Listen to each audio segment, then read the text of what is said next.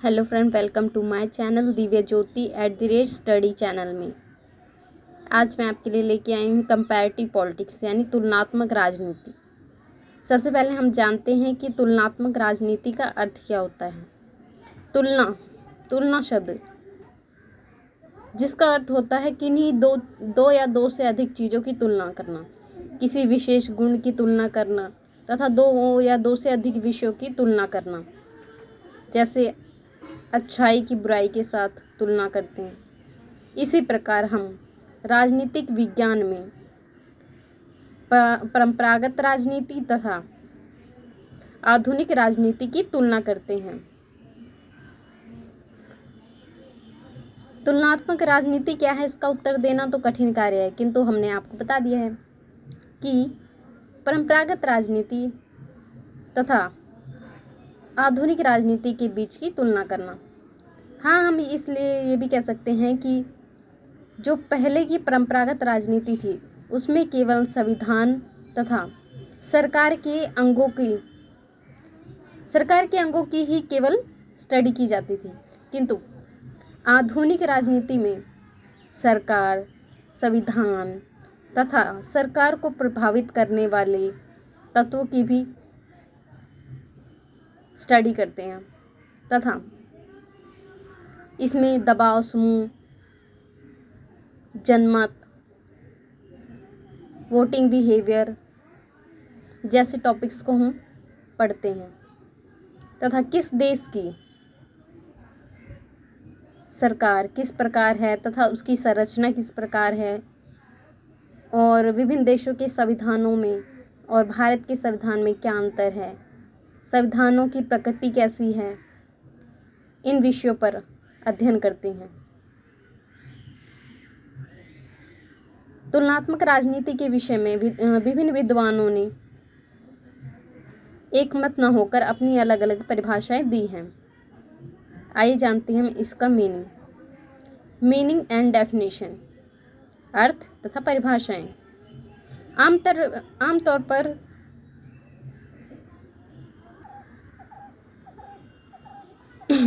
आमतौर पर तुलनात्मक राजनीति में दो या दो से अधिक देशों की शासन प्रणाली अथवा संविधानों की तुलना की जाती है तथा इसका अध्ययन किया जाता है।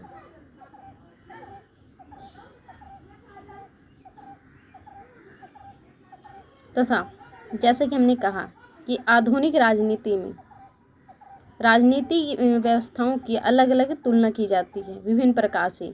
इसमें औपचारिक संगठन, अनौपचारिक संगठन भी शामिल हैं। दूसरे विश्व युद्ध के पश्चात तुलनात्मक राजनीति को केवल औपचारिक राजनीतिक संस्था के अध्ययन तक ही सीमित नहीं रखा गया तथा इसमें नए विषयों को भी शामिल किया गया तथा राजनीति की समस्याएं, तुलनात्मक राजनीति में भ्रष्टाचार, दबाव समूह आदि जैसे विषयों पर भी वैज्ञानिकों का ध्यान गया। तुलनात्मक राजनीति में सबसे पहले अरस्तु का नाम आता है। अरस्तु यानी एरिस्टोटल, इन्होंने 158 संविधानों का तुलनात्मक अध्ययन किया था।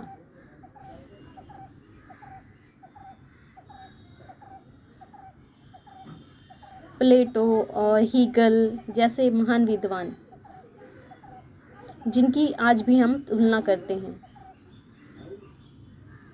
इनके स्टेट के सिद्धांतों पे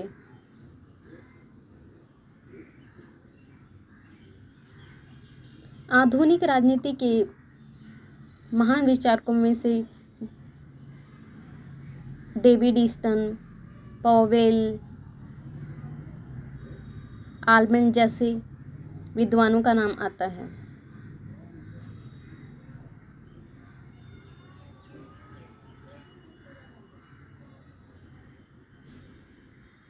आधुनिक राजनीति समस्याओं का भी अध्ययन करती है।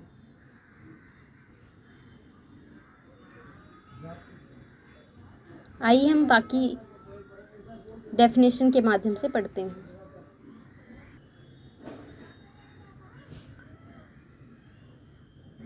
अरस्तू, प्लेटो, मैकियावेली और मॉन्टेस्क्यू द्वारा बताए गए अर्थों को भी प्रयोग किया जाता है राजनीति में।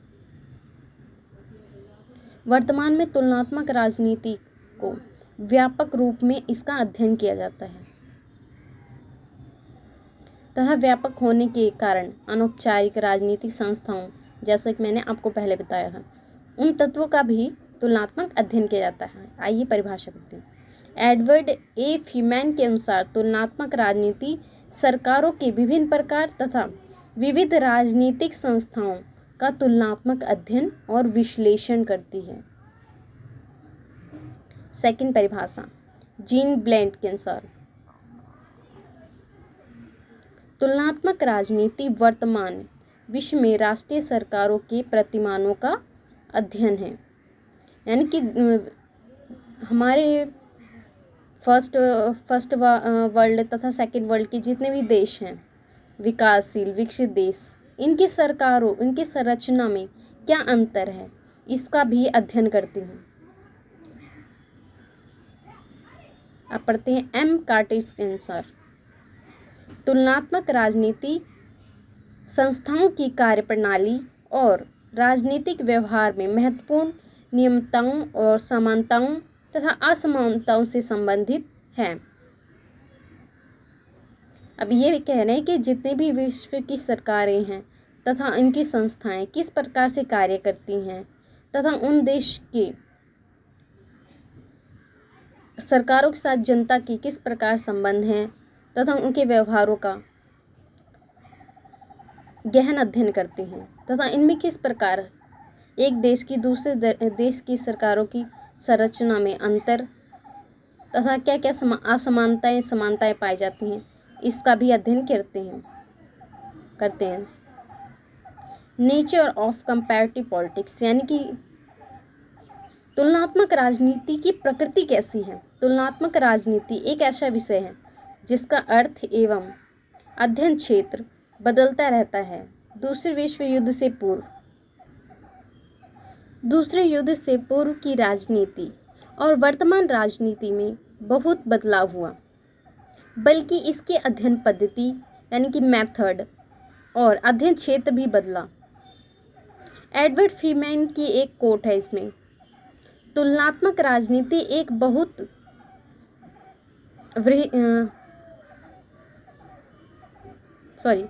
एडवर्ड फीमैन के अनुसार तुलनात्मक राजनीति एक बहुत वृहद यानी बड़ा क्षेत्र है, विषय वाला क्षेत्र है, जबकि तुलनात्मक शासन एक सीमित क्षेत्र वाला विषय है। जैसा कि मैंने कहा कि हमारा जो ट्रेडिशनल पॉलिटिक्स थी, इसके अध्ययन क्षेत्र बहुत ही सीमित थे, सरकार और सरकार के अंग तथा कॉन्स्टिट्यूशन तक का ही इसमें अध्ययन करते थे। किंतु जो मॉडर्न पॉलिटिक्स है यानी तुलनात्मक राजनीति के जो नए विषय, इसका क्षेत्र बहुत ही व्यापक है तथा इसमें जनता तथा जनमत, लोकहित जैसे विषयों पर भी विशेष ध्यान दिया जाता है तथा इसका अध्ययन किया जाता है। और वैश्वीकरण के कारण अंतर्राष्ट्रीय स्तर पर तथा राष्ट्रीय स्तर पर भी एक देश दूसरे देश से की राजनीति सरकार में प्रत्यक्ष या अप्रत्यक्ष रूप से रुचि जरूर लेते हैं तथा हम इसका भी अध्ययन करते हैं। 1970 के आसपास इस विषय में जो भी प्रतिबंध 1970 के आसपास इस विषय की जो भी प्रकृति बनकर उभरी, जैसा कि मैंने कहा था कि तुलनात्मक राजनीति का क्षेत्र बदलता रहता है तथा तुलनात्मक राजनीति की प्रकृति के विषय पर निम्नलिखित प्रश्नों में इनमें से अनेक विद्वान की सहमति है। आइए जानते हैं ये किस प्रकार प्रश्न है। तुलनात्मक राजनीति आधुनिक काल की उपज है। हाँ, ये तो है ही है। यानी कि तुलनात्मक राजनीति मॉडर्न युग, मॉडर्न पॉलिटिक्स की उपज है कि जैसे जैसे समय बदलता है उसी प्रकार सरकार का स्वरूप भी बदलता है। तुलनात्मक राजनीति एक विज्ञान है। पहले ट्रेडिशनल पॉलिटिक्स में सिर्फ सीमित क्षेत्र था तथा जो मॉडर्न पॉलिटिक्स आई इसमें रियलिस्टिक, वैल्यू फ्री तथा इसको वैज्ञानिक स्वरूप देने का विचारकों ने इसमें महत्वपूर्ण भूमिका निभाई। तथा इसे एक विज्ञान का रूप दिया जा रहा है। तथा परंपरागत राजनीति में क्या होना चाहिए का अध्ययन करते थे, किंतु मॉडर्न पॉलिटिक्स में हम क्या है तथा इसके कारण क्या हैं, रीज़न जानने की कोशिश करते हैं। तथा इसमें विभिन्न विद्वानों का एक मत भी है। आइए हम तीसरा पॉइंट करते हैं, तुलनात्मक राजनीति। राजनीति का तुलनात्मक विश्लेषण, यानी हम तुलनात्मक राजनीति का अध्ययन तो करते हैं, इसके साथ साथ जो हमने तुलना की है इसका विश्लेषण भी करते हैं कि क्या यह सत्य है या असत्य है तथा ये किस हद तक सही है।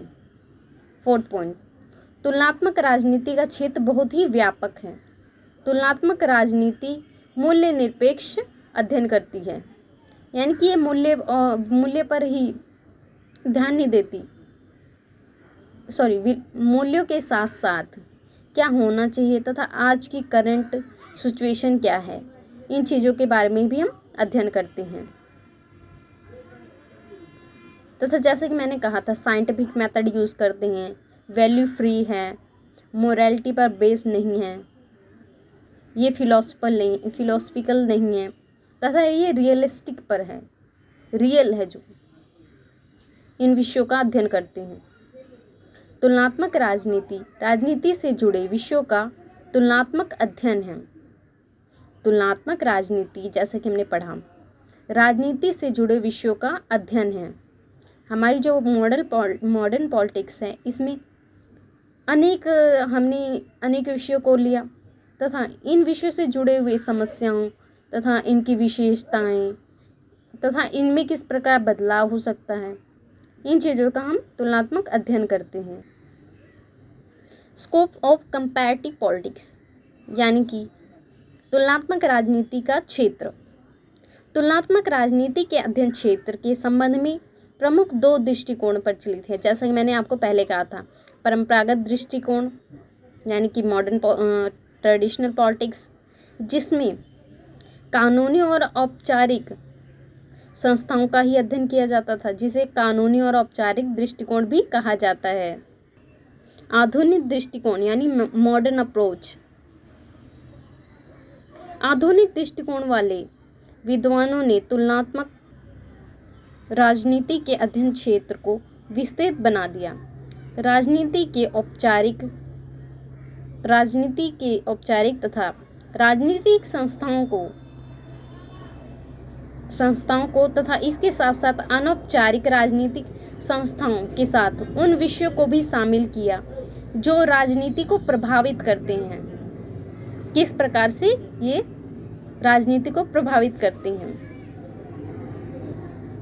हैरी एक्सटीन ने कहा है, सबसे अधिक आधारभूत बात तुलनात्मक राजनीति के विषय में यह है कि आज यह एक ऐसा विषय है जिस पर सबसे अधिक विवाद हैं, क्योंकि यह संक्रमण काल में है, यानी कि दूसरे विश्व युद्ध और प्रथम विश्व युद्ध के बीच जो नई राजनीति बनकर उभर आई तथा नवीन परिस्थितियां हुई, नवीन सरकार बनी, इस कारण से इसमें विभिन्नता भी पाई जाती है।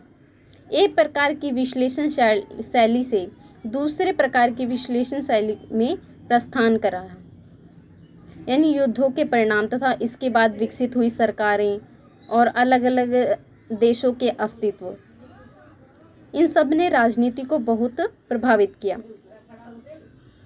सरकारों का अध्ययन। अब हम जानते हैं कि तुलनात्मक राजनीति में हम किस किस विषयों का अध्ययन करते हैं। तुलनात्मक राजनीति में हम विश्व की विभिन्न देशों की सरकारों के अध्ययन को सम्मिलित करते हैं तथा अध्ययन क्षेत्र में संरचना तथा उसकी कार्यप्रणाली और प्रक्रिया, समानता और असमानताओं को जानने का प्रयास करते हैं। राजनीतिक दलों और दबाव समूह का अध्ययन, ये हमारी मॉडर्न अप्रोच है राजनीति की। लोकतांत्रिक शासन प्रणाली वाले देशों में राजनीति व दबाव समूह का होना अनिवार्य माना जाता है। इन अध्ययन में दलीय प्रणाली और दबाव समूह का तुलनात्मक तथा तुलना करके इनकी विवेचना और आधार पर निष्कर्ष निकालते हैं, यानी कि हम इसका विस्तृत अध्ययन करते हैं, उसके बाद जो भी निष्कर्ष निकलता है उसके आधार पर राजनीति में चेंजेस आते हैं। विभिन्न अवधारणाओं का अध्ययन, यानी कि राजनीति में अलग अलग कॉन्सेप्ट आते हैं। राजनीति में नई नई अवधारणाएं जन्म लेती रहती हैं तथा जिससे राजनीति के अध्ययन क्षेत्र में वृद्धि होती है। राजनीति का आधुनिकीकरण, राजनीति का विकास, राजनीति में सहभागिता, यानी कि राजनीति में जनता की क्या पार्टिसिपेशन है तथा जनता को कितनी सरकार के बारे में पता है, जनता को कितने सरकार के कार्यों के बारे तथा नीतियों के बारे में ज्ञान है तथा वह अपने देश की सरकार तथा उसकी कार्यप्रणाली के बारे में कितने जागरूक हैं। इस चीज़ को हम बोलते हैं राजनीतिक सहभागिता। राजनीतिक संस्कृति, यानी जैसे कि तत्कालीन सरकार नई नीतियां और योजनाओं को लागू करती है और जनता इस नीतियों को सहमतिपूर्ण अपना ले, तो इससे क्या होता है, राजनीतिक संस्कृति का जन्म होता है तथा सरकार में स्थिरता आती है, लोकमत और एक स्थायित्व वाली सरकार का निर्माण होता है। ये विभिन्न अवधारणाएं पूरे विश्व की राजनीति को प्रभावित करती हैं। राजनीतिक समस्याओं का अध्ययन राजनीतिक समस्याओं के समाधान के सुझाव पेश करती है तथा जैसे फॉर एग्जाम्पल भ्रष्टाचार, राजनीतिक हिंसा, राजनीतिक अपराधीकरण, राजनीतिक स्थायित्व, इसका अध्ययन तथा नए क्षेत्र खोलती हैं। विकासशील देशों की राजनीति व्यवस्थाओं का अध्ययन, जैसा कि दूसरे विश्व युद्ध के बाद अनेक देशों में कोई न कोई राजनीतिक संस्कृति विकसित हो पाई ना ही कोई राजनीतिक संस्कृति विकसित हुई और ना ही उनका विकास हो पाया। जैसे लैटिन अमेरिका महाद्वीपों के अनेक देश स्वतंत्र हुए, इन देशों का शासन का कोई ना रूप पनप पाया और इन देशों का अध्ययन किया तुलनात्मक राजनीति में इन देशों का अध्ययन किया जाता है। ऐसे विषयों पर अध्ययन करके हम विकासशील तथा विकसित देशों की सरकारों के मध्य पाए जाने वाले अंतर गहनपूर्वक समझ पाते हैं। इस प्रकार फॉर एग्जाम्पल हमारा देश भी विकासशील देश है तथा हमारी सरकारों में भी कई बार अस्थायित्व पाया जाता है, सरकारें बनती हैं, गिर जाती हैं तथा बाह्य और आंतरिक आक्रमण सरकार को प्रभावित करते हैं। इसके साथ साथ जनता को भी परेशान होना पड़ता है, जैसे श्रीलंका, पाकिस्तान, दक्षिणी अफ्रीका, नेपाल, भूटान, इंडोनेशिया, ये सारे विकासशील देश हैं। यानी कि जब किसी भी देश की सरकार में स्थायित्व होगा तो उसका विकास होगा। इससे राजनीतिक संस्कृति तथा इनके अंतर्राष्ट्रीय स्तर पर भी संबंध मजबूत होंगे तथा इनका व्यापार तथा इनके समझौते, संधि तथा अंतर्राष्ट्रीय मंचों पर इनको संपन्न तथा सम्मान की दृष्टि से देखा जाएगा। सामाजिक व आर्थिक समस्याओं का अध्ययन, तुलनात्मक राजनीति समस्याओं का अध्ययन करती है, जैसे गरीबी, बेरोजगारी, सामाजिक असमानता और परिवार नियोजन आदि ऐसी सामाजिक राजनीतिक समस्याएं, क्योंकि ये समाज के लिए तो समस्या है ही है तथा तत्कालीन सरकार और राजनीति के ढांचे में भी एक गंभीर समस्या है। राजनीतिक सहभागिता एवं मतदान व्यवहार, लोकतंत्र में राजनीतिक सहभागिता और मतदान व्यवहार, यानी कि किसी भी देश की जनता कितनी अपने सरकार के प्रति जागरूक है तथा अपने सरकार को मजबूत बनाने के लिए अपने मतदान का प्रयोग किस प्रकार से तथा किस मानसिकता से करती है और किस देश में मतदान व्यवहार किस स्तर पर पाया जाता है, इसका अध्ययन करते हैं। शक्ति संतुलन का अध्ययन, आज विश्व के विभिन्न देशों में शक्ति संतुलन के स्थापित करने के लिए निरंतर प्रयास है, यानी कि अंतर्राष्ट्रीय तथा राष्ट्रीय स्तर पर भी सभी देश अपनी शक्ति संतुलन को बढ़ाने के लिए निरंतर प्रयास करते हैं। इन प्रयासों से देशों की विदेश नीतियां, संधि और समझौते होते हैं, उनका प्रभाव अन्य देशों पर भी पड़ता है। तथा शक्ति बढ़ाने के लिए वो हथियार, एक दूसरे देशों से परमाणु हथियार का निर्माण भी करते हैं तथा अंतर्राष्ट्रीय स्तर पर अपने व्यापार तथा नीतियों को लागू करने के लिए विभिन्न प्रकार के प्रयास भी करते हैं। दूसरे देशों में जाकर कंपनियां स्थापित करना, निवेश आदि, इन चीज़ों को भी विदेश नीति के जरिए बढ़ावा मिलता है तथा किसी भी देश की अर्थव्यवस्था इस पर भी निर्भर करती है। अभिजन वर्ग एवं नौकरशाही का अध्ययन। नौकरशाही तो इंग्लैंड से ही आया है।